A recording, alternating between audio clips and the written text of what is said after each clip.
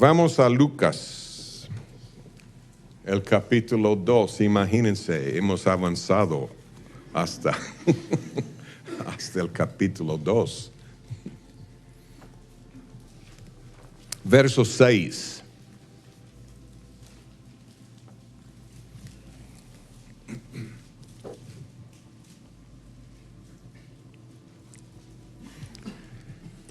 Y es después del viaje de Nazaret a Belén.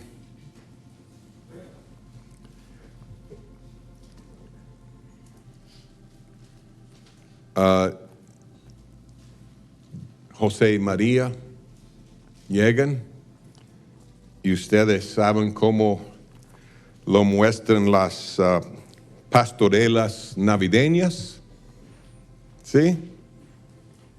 Que José va caminando y ella sentada sobre un burrito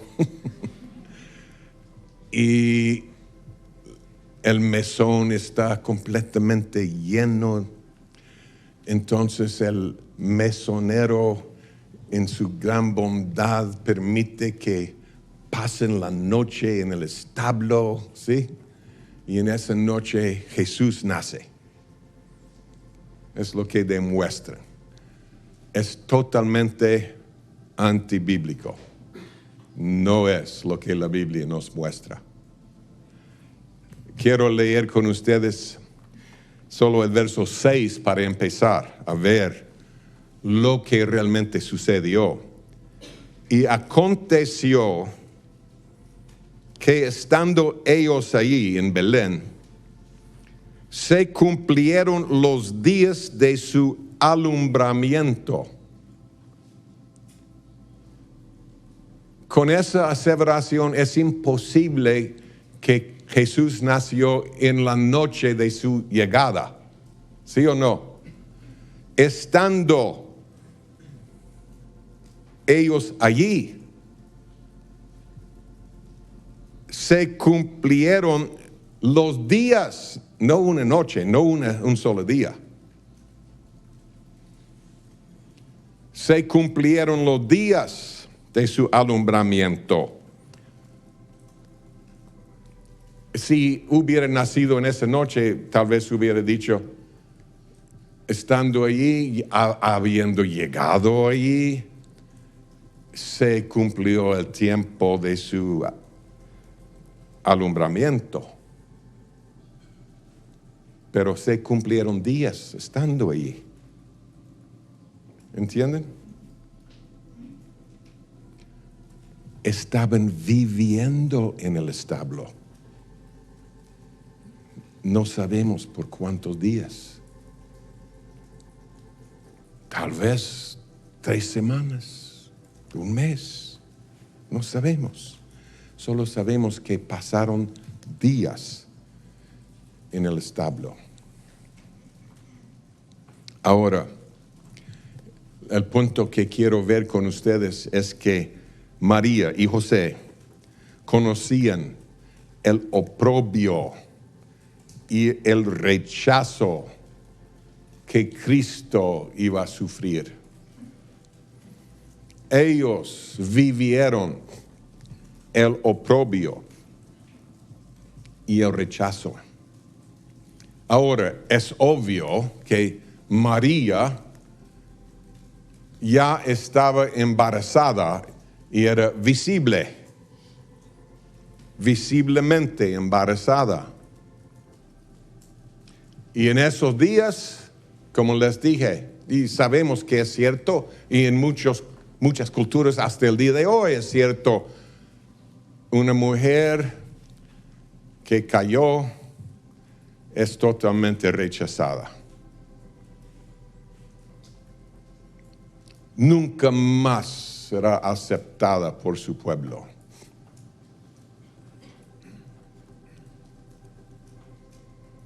Ellos no tenían teléfonos. Ellos no tenían comunicación moderna. Pero ellos sí tenían la bola. Los guatemaltecos entienden ese término. Rumores que corren ¿Sí? Y es impresionante cómo los rumores corren, cómo funcionan. Es casi igual a un celular. Lo aprendí en las Filipinas muchos años antes de celulares y no había teléfonos en la isla de nosotros. Pero salí del instituto, a propósito, los alumnos llegaban al instituto de otras islas, de otras partes de las Filipinas. El instituto estaba en un lugar muy remoto, pero los alumnos no eran indígenas con taparrabos.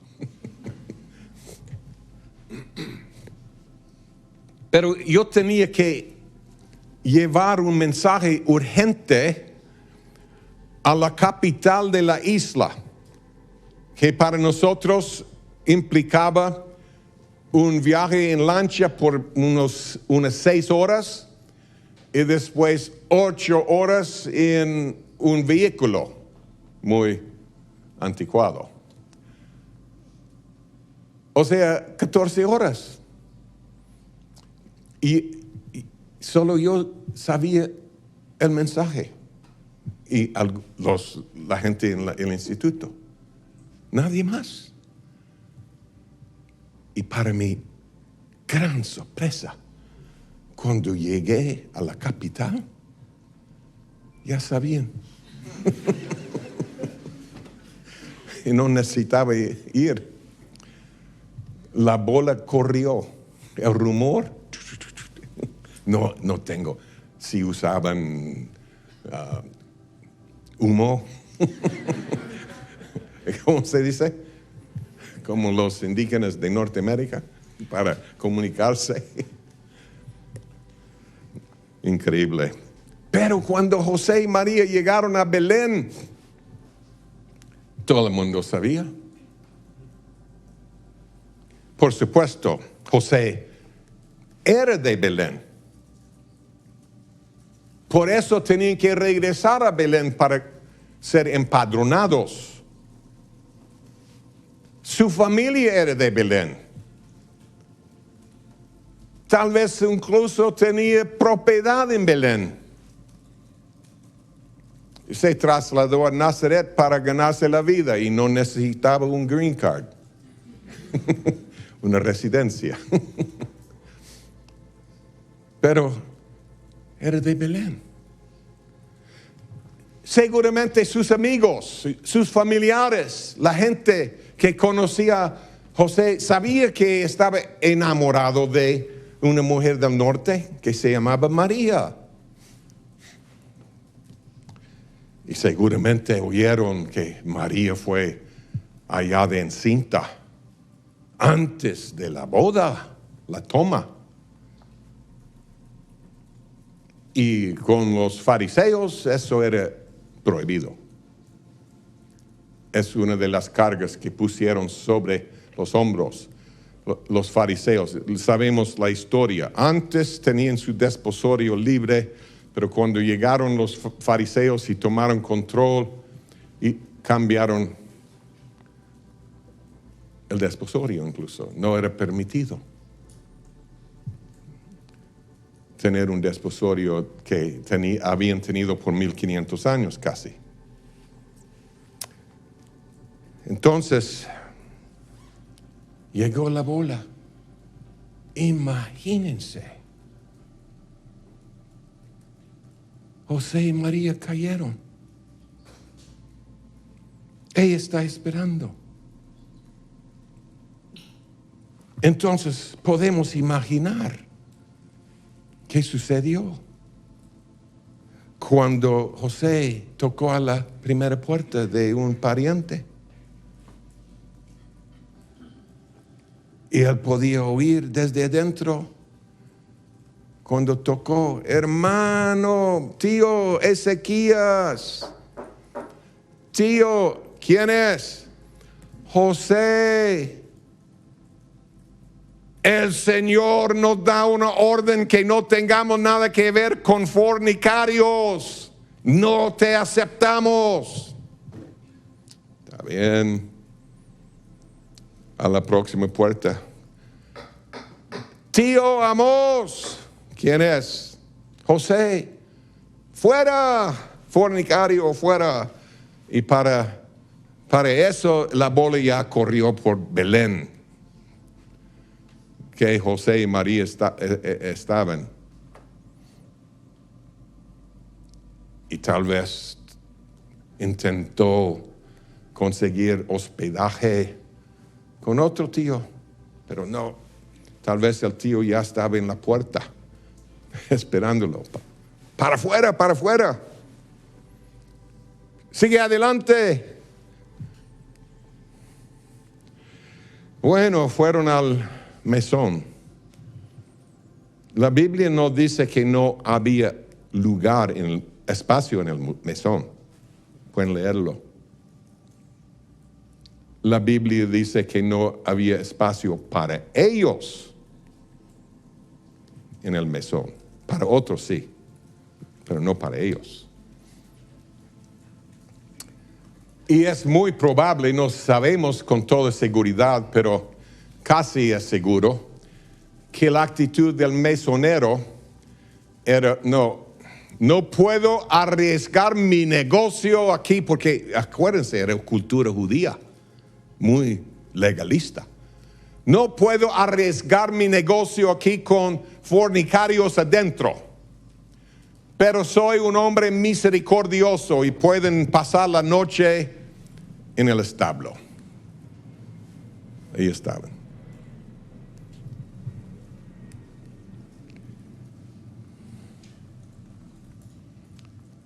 Oh, qué oprobio, qué rechazo por llevar la mera vida del Salvador con ellos. Qué rechazo por tener en el vientre de María al Creador. Oh, qué misterio de iniquidad, qué tristeza. Pero pasando los días ahí, de repente, una noche, y Belén no era una ciudad enorme. La Biblia la llama una ciudad, aquí la llamaríamos un pueblo, una aldea. Históricamente no era muy grande, pero de repente los habitantes de Belén escucharon a hombres gritando con toda su fuerza. Ángeles de Dios nos aparecieron y nos dijeron que aquí en Belén el Mesías, a quien hemos esperado por tantos años, ha nacido en esta noche y que Él está en un pesebre.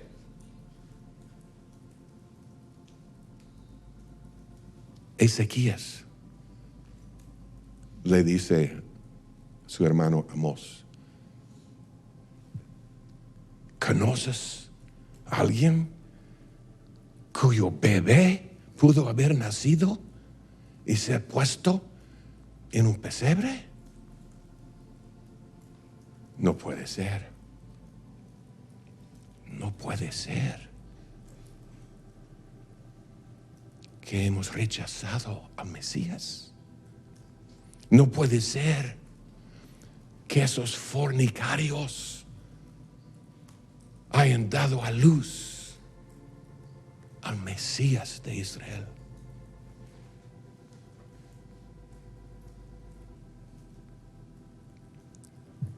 Vamos pues, veamos.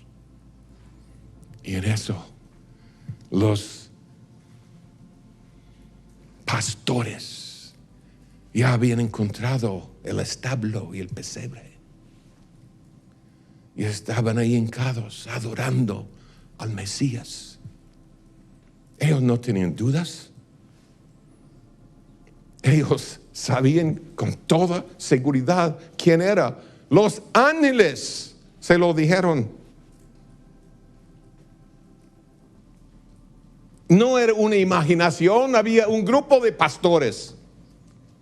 Todos vieron a los ángeles y escucharon su alabanza después también. El Mesías.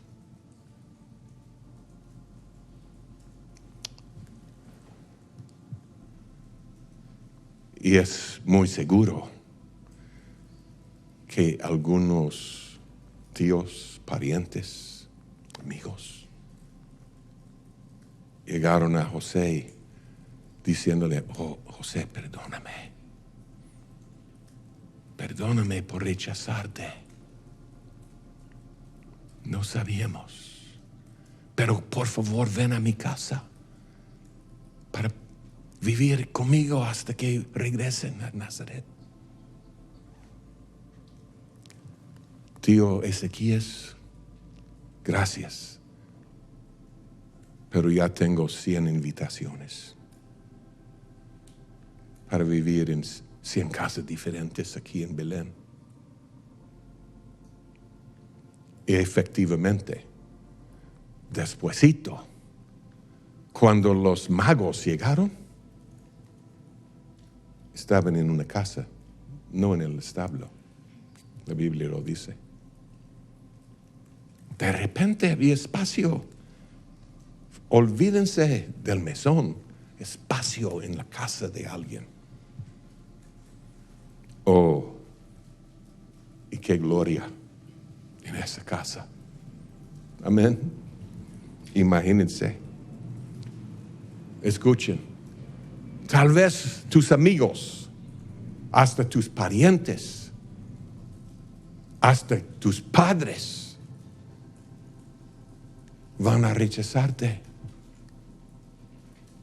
por tus convicciones, por llevar la presencia del Señor en tu vida, por tener verdades que ellos no pueden aceptar. ¿Qué vas a hacer? Escuchen, si estamos dispuestos a llevar su oprobio, tenemos una garantía. Si seguimos dispuestos a llevar su oprobio, algún día pronto llevaremos su gloria. Llevaremos su gloria. Imagínense la gloria en ese establo. Amén. Con pastores respetados. Según la historia, no eran pastores cualesquiera. No eran pastores guardando ovejas de alguien. Según la historia, las ovejas destinadas al altar en el templo fueron cuidadas, eran cuidadas ahí en Belén, los pastos de Belén. Eran ovejas destinadas para el altar. ¿Y qué oveja encontraron esos pastores esa noche? La oveja inmolada desde la fundación del mundo, que vino para morir por ellos. Qué tremendo es el camino del Señor, amén. Qué tremendo.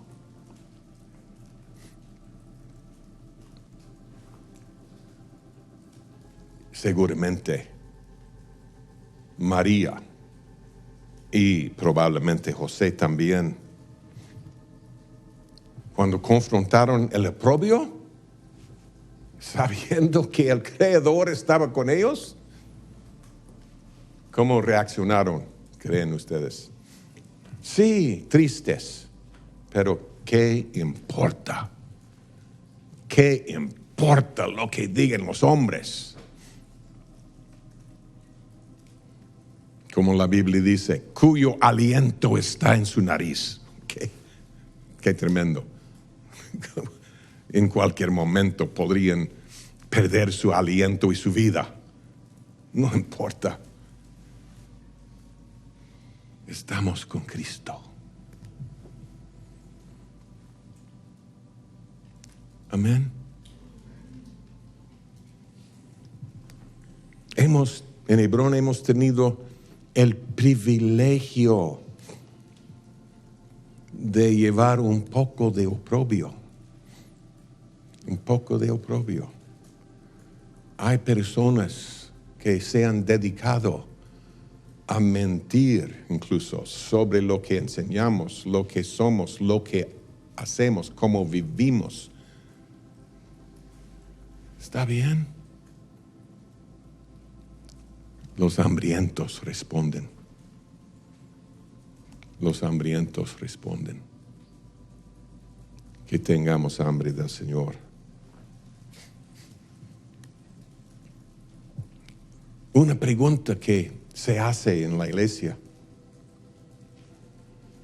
es: ¿por qué ha ordenado, ha planificado, ha decidido el Señor en permitir y hasta planificar que llevemos oprobio como sus discípulos? Y quiero decirles algo, una garantía.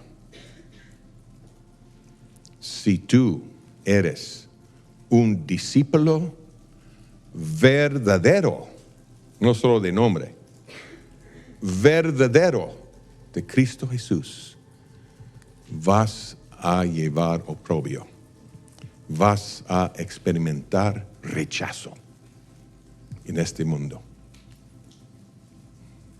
El Señor lo permite. ¿Por qué? ¿Por qué tenemos que pagar ese precio?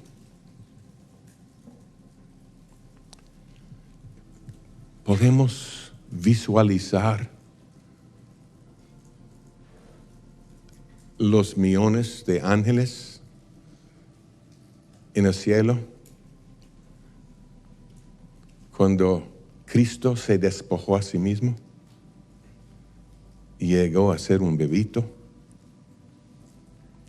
¿Pueden ustedes imaginar lo que los ángeles sentían?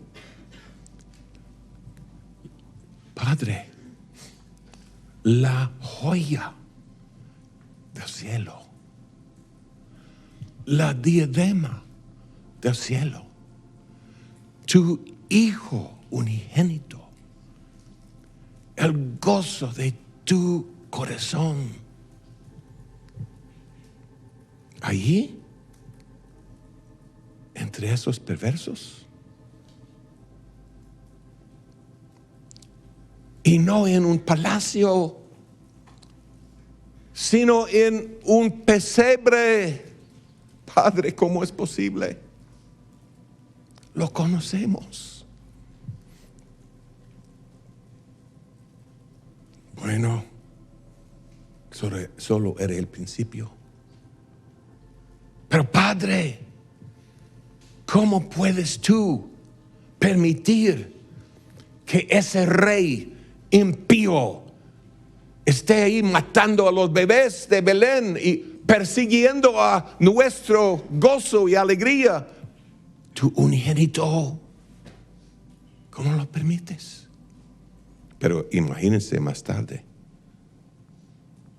Padre, ¿cómo estás permitiendo que tu unigénito ahora sea condenado por su propia creación. Padre está llevando una cruz. Padre, no puede ser que Él se hizo pecado,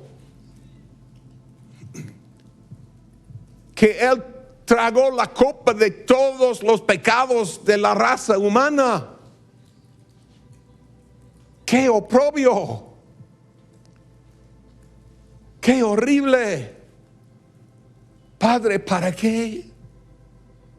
¿Para qué? Ángeles míos, es para ganar a los sinceros, a los hambrientos, a los necesitados, a los pobres. Es para poder perdonar los pecados del mundo. Que mi Hijo está identificándose con ellos y llevando las consecuencias que ellos merecen para salvarlos y para que yo mismo, siendo un Dios santo, pueda perdonarlos y declarar que el precio por sus pecados ha sido pagado. Él llevó ese oprobio ante los ojos del universo. Imagínense. Para ganarte a ti. Para ganarme a mí.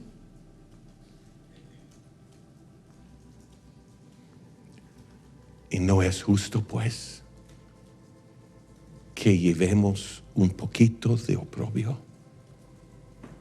para ganarlo a Él. Amén. Para ganarlo. ¿Qué? Por decirlo así, ¿qué trueque? El Dios del universo, llevando nuestro oprobio que nosotros merecemos para ganarnos. Y nos pregunta, ¿ahora estás dispuesto a llevar un poco de oprobio para ganarme a mí? Con razón Él dice que si lo negamos delante de los hombres, Él va a negarnos delante del Padre.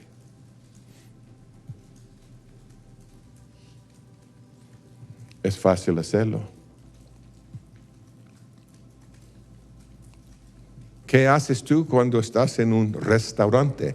Espero que ores, que le des gracias al Señor por la comida. Pero al inclinarte la cabeza, estás viendo por todos lados, a ver, van a pensar que soy fanático, loco. Inclinemos la cabeza y diciéndole, Señor, es un privilegio llevar un poquito de oprobio aquí. Amén. Es solo un ejemplo. Hay muchas oportunidades de llevar su oprobio, pero ojo que lo hagamos. Que cambio su vida por la nuestra y la nuestra por la vida de Él. Señor, ayúdenos. Lucas 1:48. Porque ha mirado la vejez de su sierva. 52. Quitó de los tronos a los poderosos y exaltó a los humildes. Ahora leamos los primeros 5 versos del capítulo 2.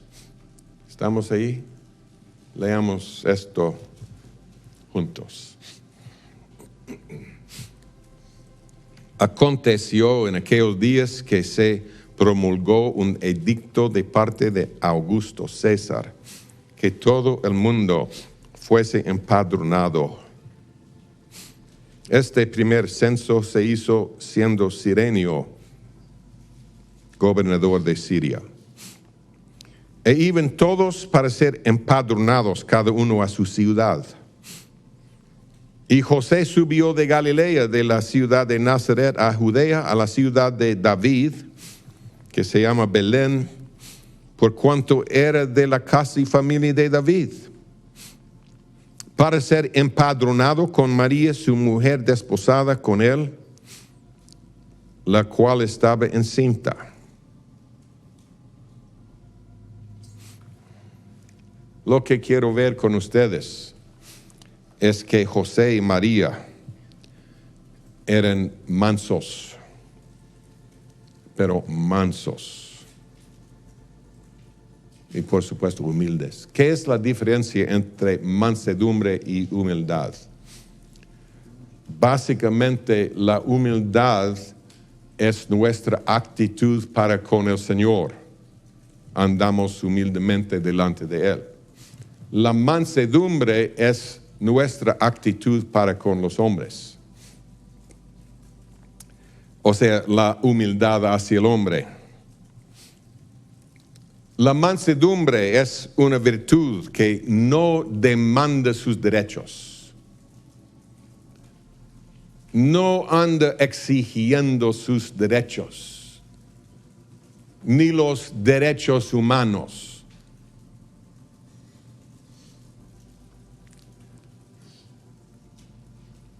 El Señor me habló hace años y me dijo, es cierto que cada ser humano tiene derechos. Hay derechos humanos, es cierto. Y Él me dijo, ¿puedes ejercer tus derechos, reclamar tus derechos en esta vida? ¿O puedes perder tus derechos en esta vida y guardarlos para la eternidad? Pero que no vas a poder disfrutarlos en las dos vidas. No funciona así. Con el Creador perdiendo todos sus derechos, no solo humanos, sino divinos, viviendo en este mundo. ¿Y quiénes somos nosotros? Demandando nuestros derechos, haciendo manifestaciones callejeras para exigir nuestros derechos humanos. Es el camino que lleva al infierno.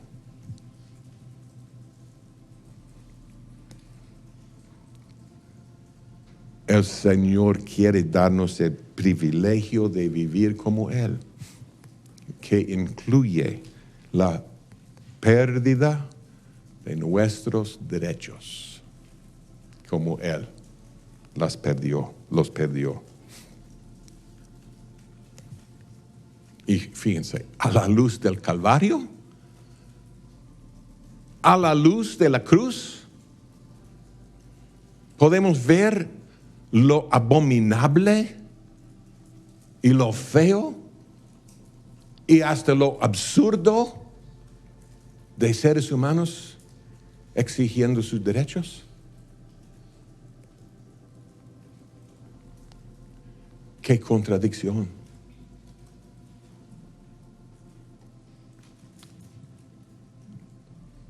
Quiero leer con ustedes la cosa principal que Cristo Jesús quiere que aprendamos en la vida. Es muy importante entender el fin, como hemos visto. No es un lujo innecesario.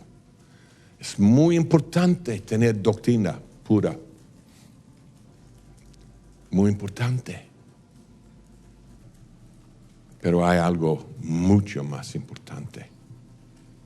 Mucho más. Y lo demás, todo lo demás será perdido sin esto.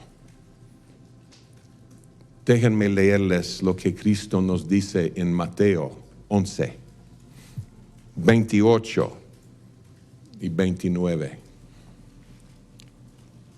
Mateo 11, 28 y 29.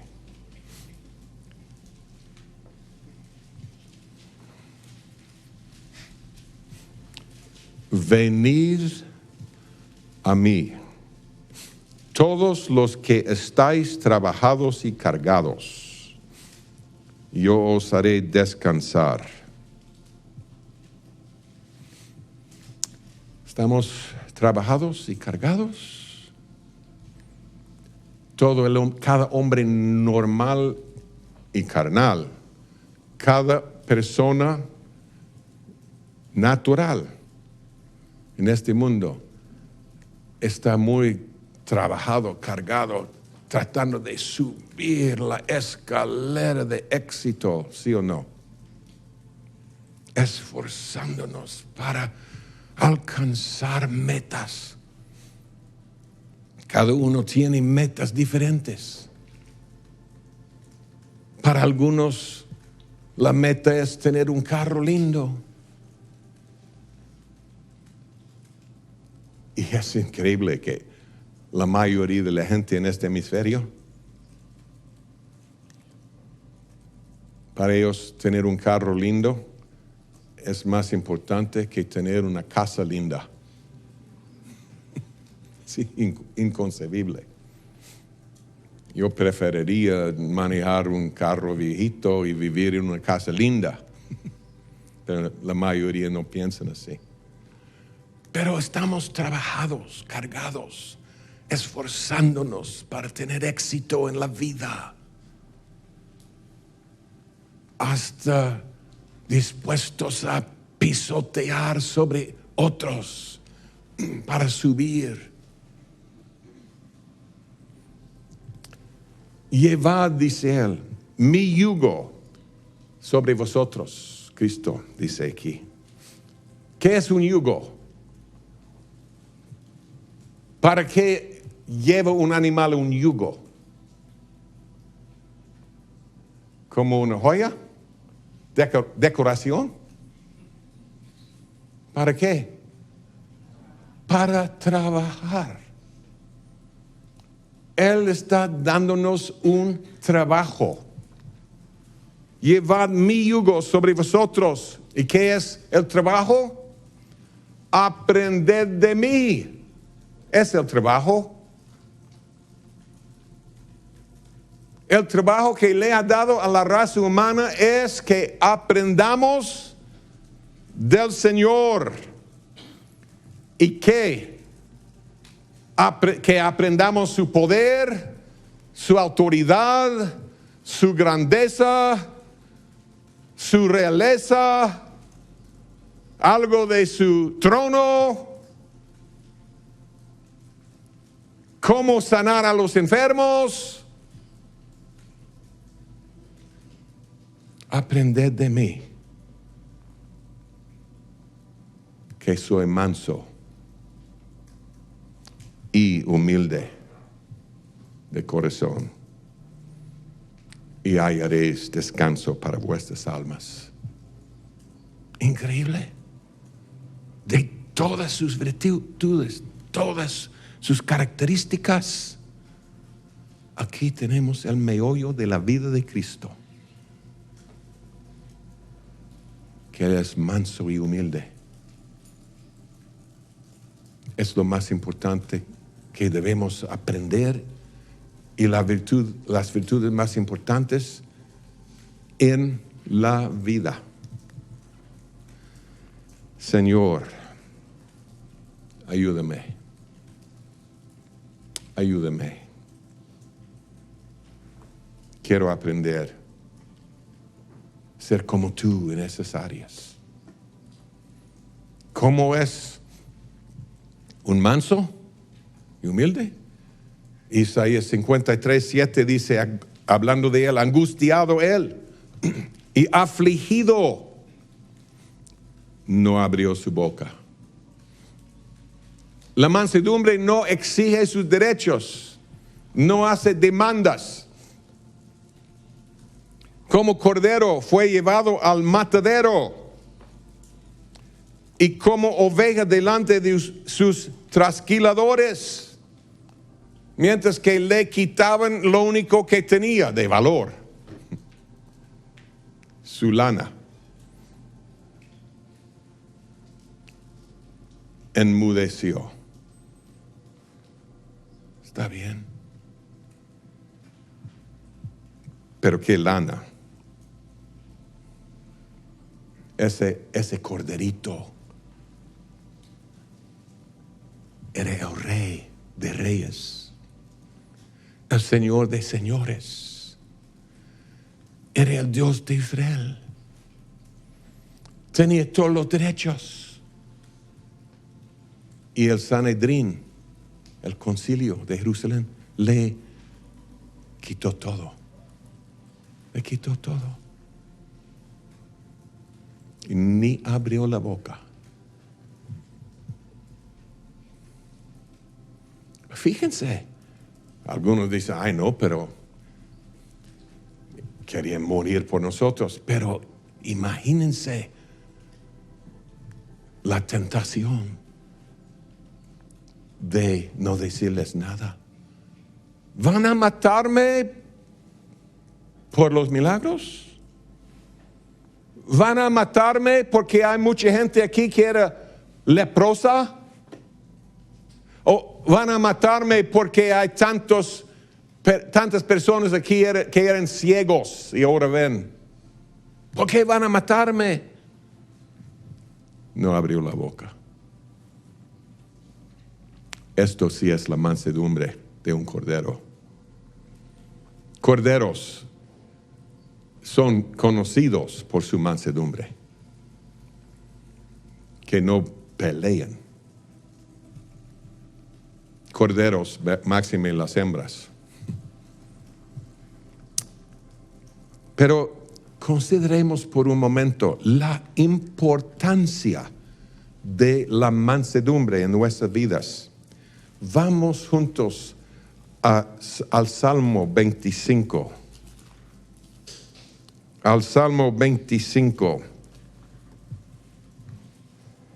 Y el verso 9.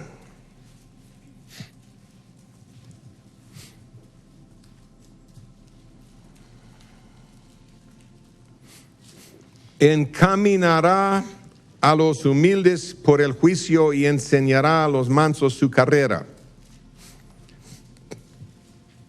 A veces los traductores han sido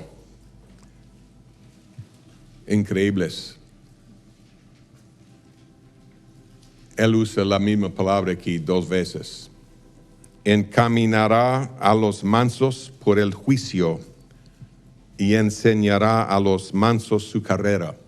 Pero sabemos históricamente del mismo testimonio de traductores hace siglos, que ellos mismos tomaron la decisión de no permitir que su traducción fuera aburrida. Entonces iban cambiando los términos, las palabras que usaban para la misma palabra hebrea. Si aparecía 6 veces, muchas veces ellos usaban 6 palabras diferentes en español o en inglés también. Lástima, ¿no? Lástima porque se pierde el hilo. Pero aquí es la misma palabra, mansos, 2 veces. Fíjense, encaminará a los mansos por el juicio, un juicio enorme viene al mundo. Y Él va a guiarnos en el juicio si somos mansos. Él va a encaminarnos. Él va a enseñarnos su carrera, cómo andar y a dónde ir. A los mansos. El día llegó cuando Dios quería mover a Abraham a Hebrón, Guatemala, no. El Señor quería mover a Abraham a Hebrón. Espero que algún día podamos vivir en Hebrón, en la Tierra Santa. Tal vez por lo menos para visitar Hebrón. Preferiría vivir en Jerusalén. Pero el Señor quería mover a Abraham a Hebrón. Entonces él sabía cómo hacerlo. De repente hubo conflictos entre los hombres de Abraham y los hombres de Lot, que cuidaban el ganado. Entonces, Dios sabía que Abraham era manso, entonces podía guiarlo. Ahí están. Él le dice a Lot, Lot, escoge tú. Si tú vas por allá, yo voy por la otra dirección. Yo voy a separarme de ti, pero quiero que escojas. Fíjense, qué mansedumbre.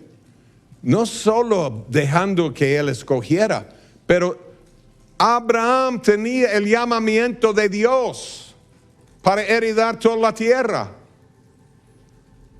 Abraham llevaba a Lot como dándole un favor, su sobrino. Y ahora va a permitir que Lot escoja la mejor parte. Y es lo que Lot hizo. Vio que esa área del Jordán era como un paraíso. Y escogió lo mejor para sí.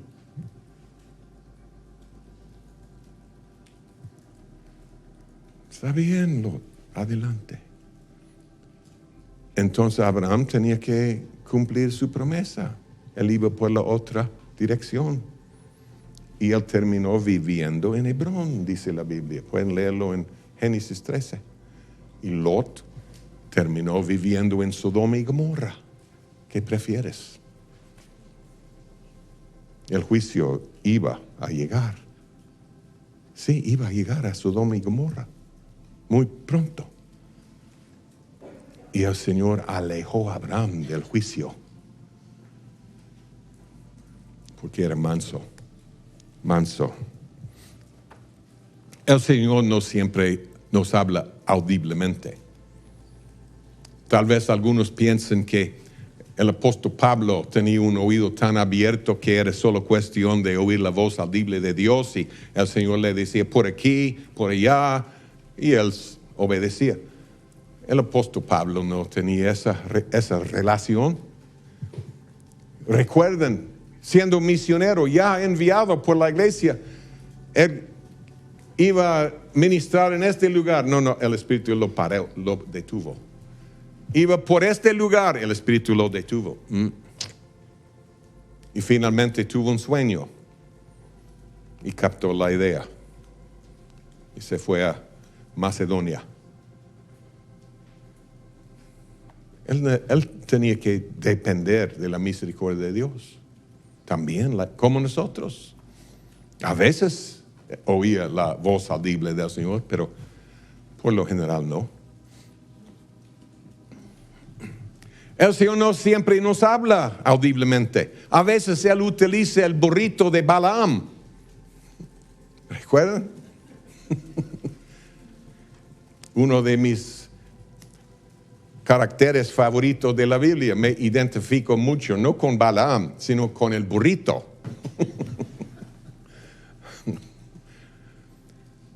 Yo creo que debemos ver que somos ciegos, sordos, tontos, como ese burrito. Pero el Señor tiene su forma de llamarnos la atención. Él puede hablarnos, aunque tenga que enviar a un ángel con una espada desenvainada. Amén. Y solo los mansos, dice Sofonías 3, 10 a 12, solo los mansos, otra vez es mansos, ahí, van a sobrevivir en el juicio que viene. Solo los mansos van a sobrevivir en la sacudida de la cual habla Hebreos 12 en el tiempo del fin. Solo los mansos que no exigen sus derechos. ¿Cuántos recuerdan la experiencia que tuve cuando tenía el negocio de instalar canales y un dueño de casa quería un cambio de un canal que tenía un rayito? ¿Algunos saben? Si todos saben, no voy a repetir la historia. ¿Cuántos no saben? Algunos. Bueno, yo no instalé los canales. A propósito, el negocio era súper bueno. Ganábamos muchísimo dinero, justamente. Voy a mencionarlo más tarde. Pero yo trabajaba para un hombre, un constructor, y acababa de conseguir su trabajo y me llamó un día y me dice: Marvin, hay un cliente mío por tal y tal lugar que esta primavera, cuando subió en el segundo piso para lavar su casa y sus canales, se dio cuenta de que hay un rayito pequeñito en su canal y él quiere que sea cambiado. ¿Puedes hacerme el favor? Sí, está bien. Yo llegué y desde la tierra mirando hacia arriba no se veía ningún rayito. ¿Rayito o raya? Raya. Rayón, eso. Nada. Ay, lo siento mucho, Señor, pero no puedo cambiar eso. Sería un desperdicio. Salí. Como una semana, 10 días más tarde, el constructor vuelve a llamarme y me dice: hermano, no dice hermano, Marvin, por favor, ayúdame. Ese hombre me llama todos los días exigiendo que yo le cambie su canal. Hazla, por favor. Está bien. Regresé. Yo iba bajando del camión. Yo iba a tocar a esa puerta y decirle una cosita o dos. La carne mía es como la tuya. Por eso están riéndose, porque saben lo que dirían, ¿no? O aproximadamente. Yo iba a darle un poco de mi mente, se dice, ¿no? Decimos en inglés. Y cuando bajé del avión, del casi camión, cuando bajé del camión, el Señor me habló casi audiblemente y me dijo: mi juicio está cayendo sobre esta casa hoy. Y si tú te levantas, las balas están volando ya. Y si tú te levantas, una bala va a matarte, tocarte. Mantente bajito, manso. Cambia el canal sin decirle nada. Sí, buenos días. Ni siquiera buenos días, no, sin tocar. Cambia el canal. Más tarde, ese constructor me llamó y me dijo: no vas a creerlo, pero ese dueño murió a las 3 de la tarde de ese día. O sea, sí oí del Señor, las balas de juicio estaban volando. Tal vez hubiera muerto también. Él guía a los mansos en el tiempo de juicio. Y no estoy diciéndoles que soy un hombre manso, no. En ese momento el Señor me dio su mansedumbre. Su mansedumbre. Y necesitamos su mansedumbre, no la nuestra. Amén. Fíjense en la mansedumbre de María y de José. Regresando a Lucas. En el verso 6, aconteció que estando ellos allí se cumplieron los días de su alumbramiento. Y dio a luz a su hijo primogénito. Y lo envolvió en pañales y lo acostó en un pesebre. Fíjense, porque no había lugar para ellos en el mesón. Para ellos.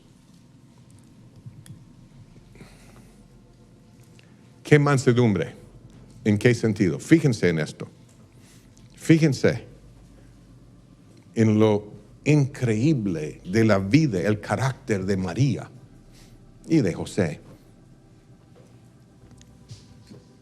Se cree que María en esa época tenía como 17 años. No sabemos, pero era una muchacha, obviamente. ¿Sí? Tal vez 20. Una mujer joven. De un trasfondo de pobreza extremada. Amén. Casi seguro es que María no era una muchacha bien educada, o educada, preparada. Tal vez ni siquiera en esa época sabía leer. Probablemente que sí, pero sin mayor educación. Los pobres, aún en muchos países, no educan a sus muchachas. Y a veces a los jóvenes, a varones, pero bueno, no es algo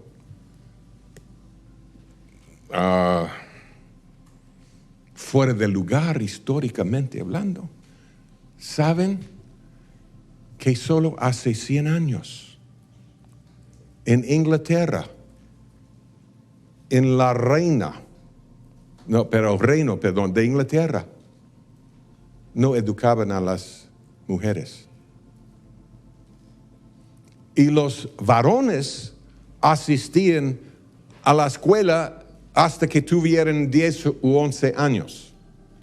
Y si era un muchacho extraordinario, ellos lo pusieron en una educación más formal.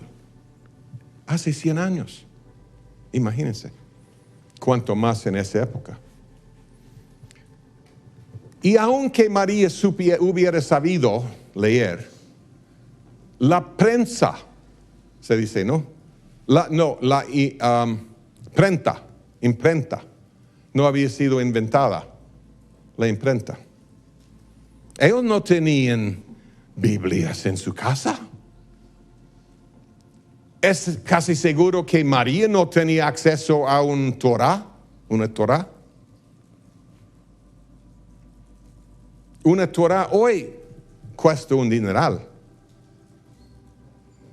O sea, porque la Torá para un judío tiene que ser escrita a mano. Principalmente una Torá formal, un rollo. Y cuesta un dineral. Hay Torás de hoy que cuestan hasta $250,000. Pero una Torá muy barata costaría como $10,000. Ella no tenía acceso a una Torá. Imagínense, ni Herodes, el rey, que la mitad judío, ni él sabía dónde tenía que nacer el Mesías. Amén. Es dudoso que María supiera que el Mesías tenía que nacer en Belén. Pero María era mansa. Ese emperador pagano, perverso, dictaminó que iban a tener que viajar a Belén. Mi esposa es muy preciosa y muy mansa. Pero creo, conociéndola,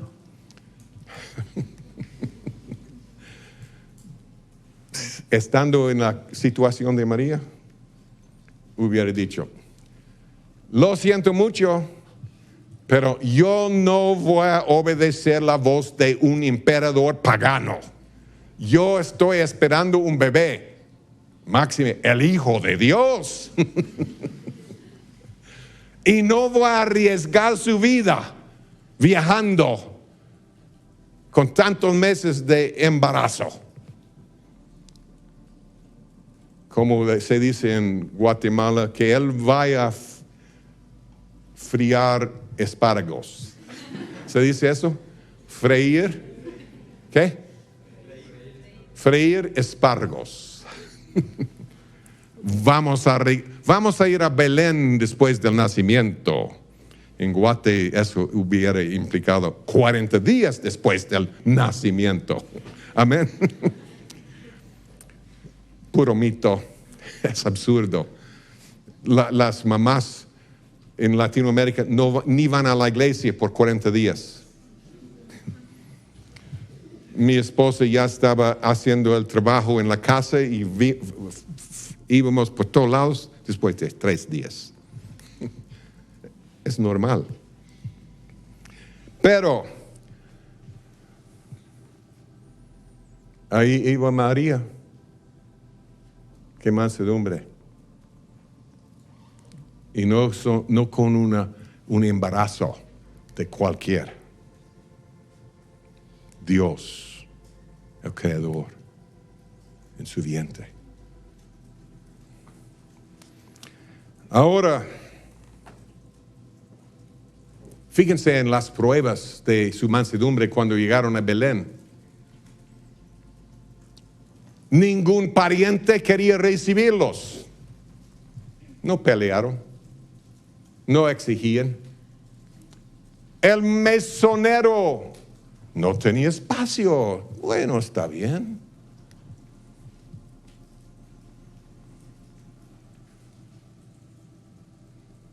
Pero espérense. Ya vimos que estaban allí por días. ¿Sí? ¿Ya lo vimos o no? Estando ahí, los días se cumplieron. Entonces, después de la primera noche, José llega a la puerta del mesón. Señor mesonero, ¿algún viajero ha salido? No, ningún viajero va a salir hoy. Ok, está bien. La próxima mañana. Y no ha salido ningún viajero, no hay ninguna habitación vacante. ¿Se dice vacante? No, hoy tampoco. Ni mañana, ni pasado mañana, ni la otra semana.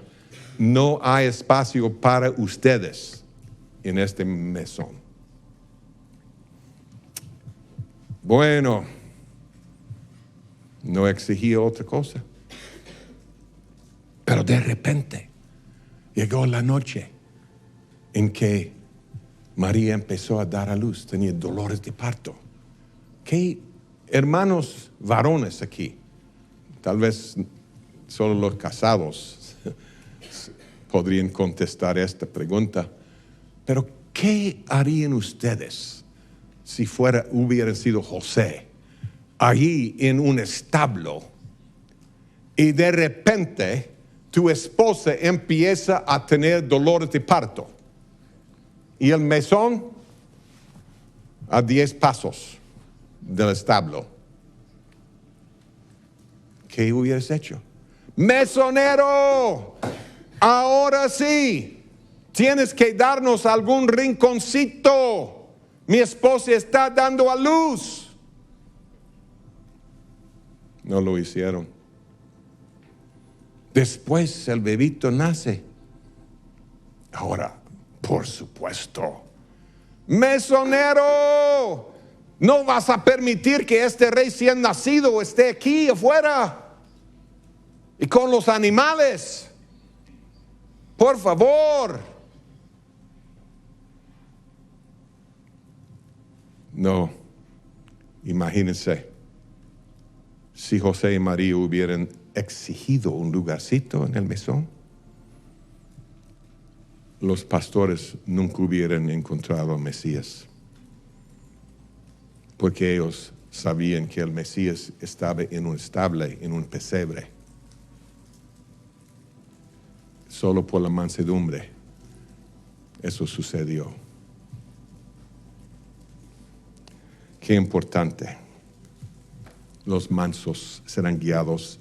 Hay 3 niveles de mansedumbre que el Señor quiere enseñarnos, llegando a Él, llevando el yugo. Primero, tenemos que aprender la mansedumbre con aquellos que están sobre nosotros, más autoridad que nosotros. Mansedumbre. Es la mansedumbre más fácil de aprender, porque si tienen autoridad sobre nosotros y manifestamos algo menos de mansedumbre, podrían deshacerse de nosotros. Después tenemos que aprender la mansedumbre con los que están sobre nuestro propio nivel. Y finalmente tenemos que aprender la mansedumbre hacia ellos que están bajo nuestra autoridad. ¿Cuál es la fuente de esa mansedumbre? Primero, Moisés era el hombre más manso del mundo.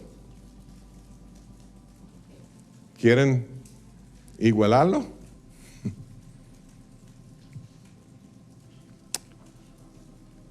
Hace muchos años hubiera dicho, sí, Señor. Ahora ya viejito, digo, ya no hay tiempo. ¿Cómo llegó a ser el hombre más manso del mundo? Fíjense, no empezó siendo manso, matando a un egipcio para resolver un argumento. Eso no es exactamente mansedumbre. Sí. Huyó. Fíjense, Faraón trató de matarlo. Era el hijo de la hija de Faraón. Es casi seguro que la casa de Faraón era estéril. ¿Cuál sería la razón por sacar a Moisés del río si la hija de Faraón no hubiera sido estéril, no? Pero era un juicio sobre los reyes, lo vemos en la Biblia. El Señor los hirió con esterilidad. Es casi seguro que la casa de Faraón era una casa estéril. Es muy posible que Faraón no tenía un heredero varonil, solo su hija. Pero de una cosa podemos estar seguros. Moisés, por lo menos, era uno de los herederos del trono. Y tal vez era el único. Era uno de los herederos, un príncipe del imperio más fuerte y rico de la tierra en esa época. Y sabemos históricamente que es cierto. Egipto era el primer imperio fuerte en la tierra.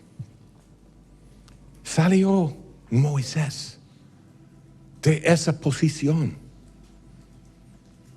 y él llegó a Madián.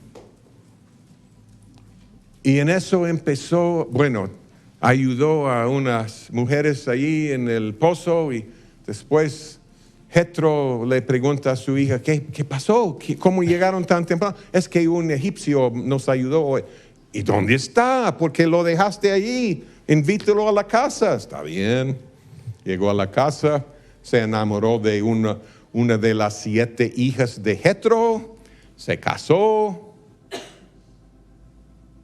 Y el próximo cuadro es que Moisés está en el desierto con las ovejas de Jetro. Imagínense, él tenía 6 cuñados. ¿Sí o no? Los maridos de las otras 6 hijas de Jetro. ¿Y por qué está en el desierto Moisés? Y no dice que él se turnaba. Guardaba las ovejas de Jetro. Ahí vagando en el desierto. Ni sus propias ovejas. El príncipe de Egipto. Ahora guardando ovejas para otro hombre. Y esos pícaros, mis cuñados, porque no están aquí para ayudarme. Están disfrutando la comodidad de la casa de Jetro, que obviamente tenía un poco de dinero. Aplastado. Imagínense su último aplastamiento. Después de haber trabajado para Jetro 40 años, le da un salario enorme. ¿Qué? ¿Un burrito? Qué aplastamiento, qué humillación tras humillación. Llegó a ser manso. Podemos llegar a ser mansos por medio de pruebas, aplastamiento, dificultades, humillándonos, no exigiendo nuestros derechos. Si vivimos exigiendo nuestros derechos, nunca llegaremos a ser mansos.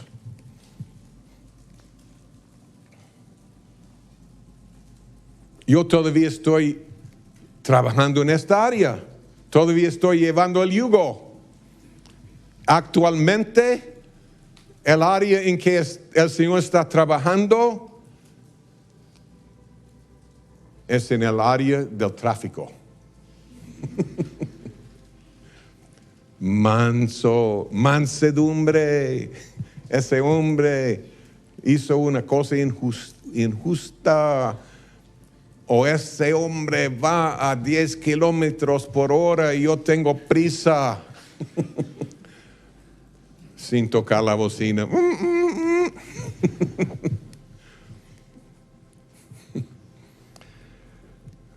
Pero todos tenemos las oportunidades casi a diario a recibir la gracia para abrazar la mansedumbre y no exigir los derechos.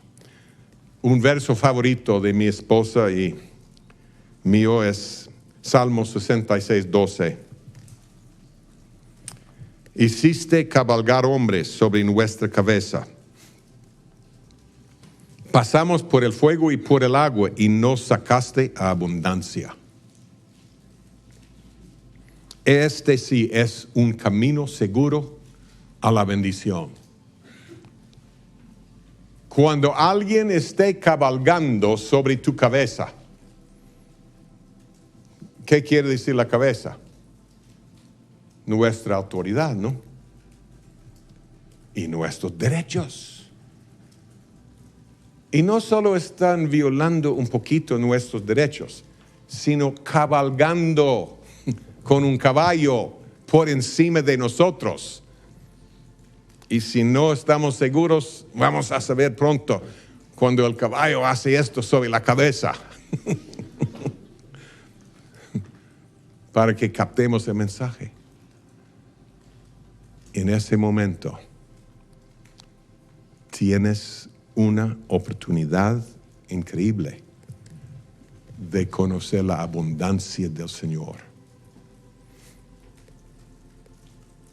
Si aceptas eso, ese maltrato, dice que Él va a sacarnos a la abundancia. Mi esposa y yo lo hemos visto por décadas, por 50 años de matrimonio, y nunca ha fallado ese camino. Tanto es así que ahora cuando alguien empieza a cabalgar sobre nuestros derechos, muchas veces nos hemos hablado el uno al otro, diciendo, una abundancia nueva viene. Una nueva bendición viene. Y sí, en serio, es un verso favorito.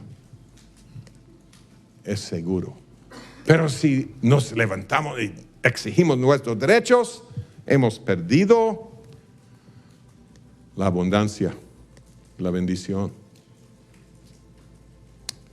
El camino hacia la bendición y abundancia es el camino de mansedumbre. Amén. Hay otro puntito que pueden levantarse para cambiar de posición. Quiero darles un puntito más corto antes de descansar. Pero es Lucas 1:53. Dice María, a los hambrientos colmó de bienes, y a los ricos envió vacíos. A los hambrientos colmó de bienes. Obviamente María estaba hablando de su propia experiencia y vida espiritual. Tenía hambre del Señor. ¿Cuánto hambre tenemos? Examinemos nuestros corazones. Y seamos honestos delante del Señor. Señor, ¿cuánto hambre de ti tengo yo?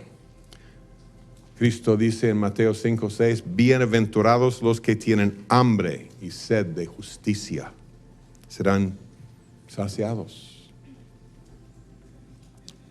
Una de las bendiciones más grandes de la vida es recibir del Señor hambre de Él. Hambre genuina. Pueden sentarse, hermanos.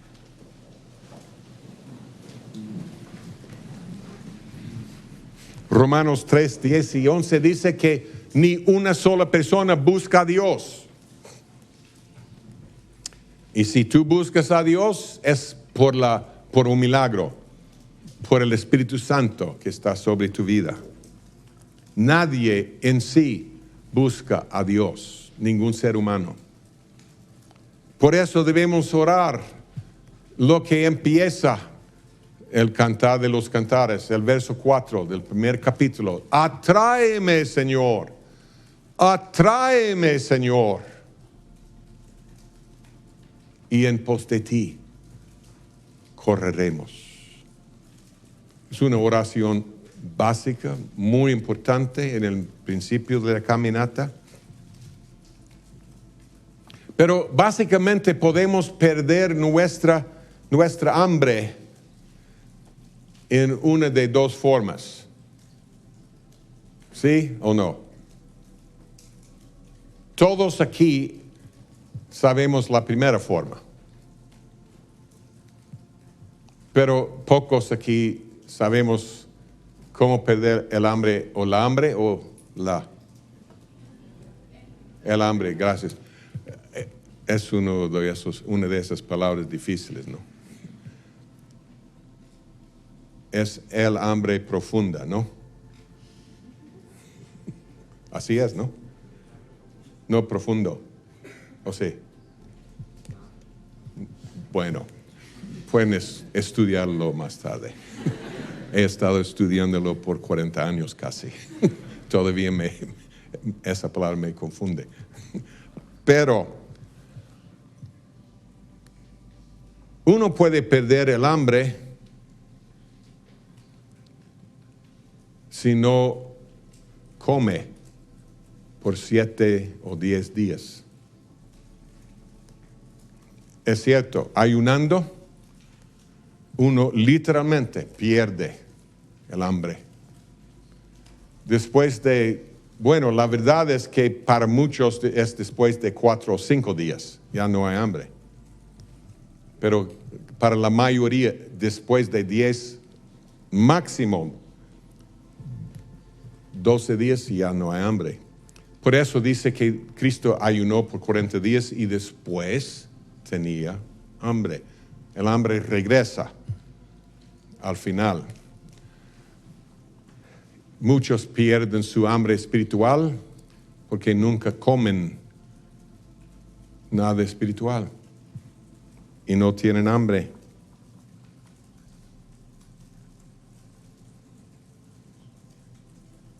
Muchos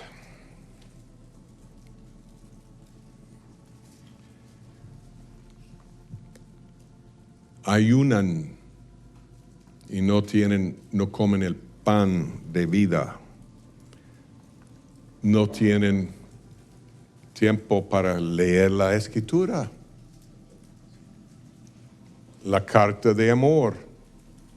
Y en el juicio final el Señor va a preguntarles a algunos, ¿y no leíste mi carta de amor? Es que no tuve tiempo, no tenía yo tiempo. Pero para leer toda la Biblia, ¿saben cuánto tarda? De Génesis hasta el Apocalipsis, 80 horas. Solo 80 horas. Lo sabemos porque la Biblia está grabada en cassettes o en CDs hoy en día y dura la grabación 80 horas. Y empieza a leer el primer verso hasta el último verso. Es una grabación de 80 horas. No tuve tiempo, Señor. La mayoría de los cristianos en este mundo ven o miran la tele por 40, 80 horas cada mes o cada 2 meses. ¿Hambre de Dios? No. Hambre de las cosas de este mundo. Señor, atráenos.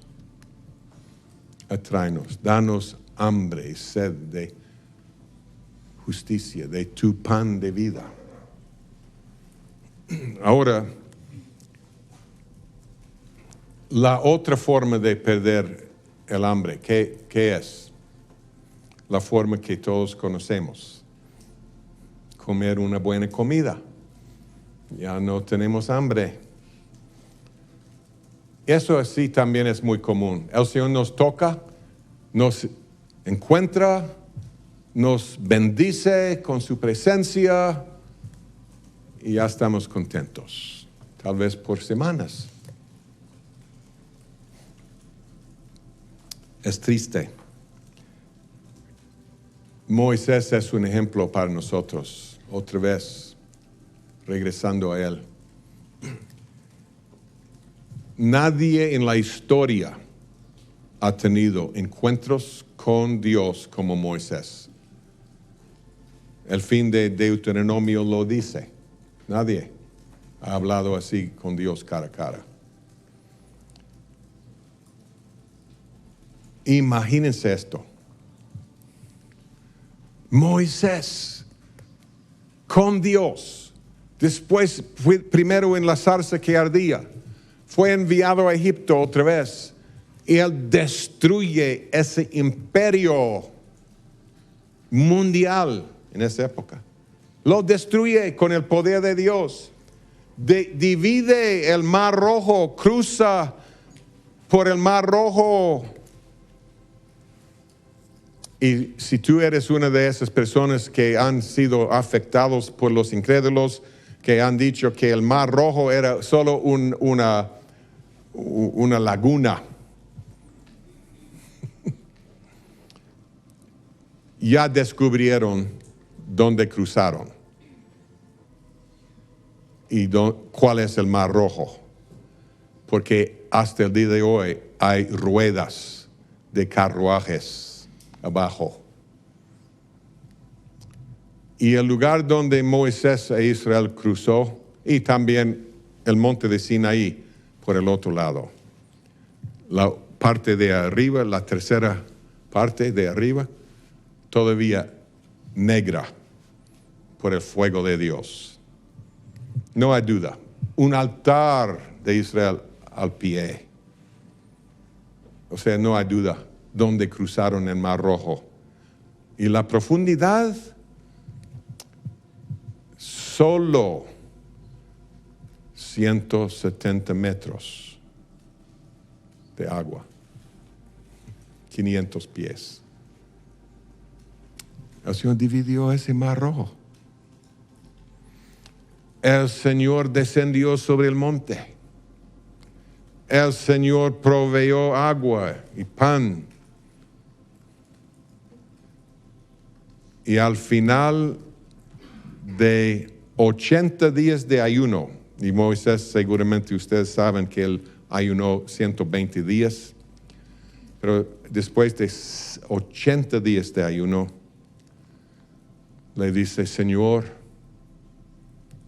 muéstrame tu gloria. Muéstrame tu gloria. Inconcebible. Todavía con hambre. Moisés sabía que apenas habían empezado a ver al Dios infinito. Apenas habían empezado a ver la gloria infinita del Creador.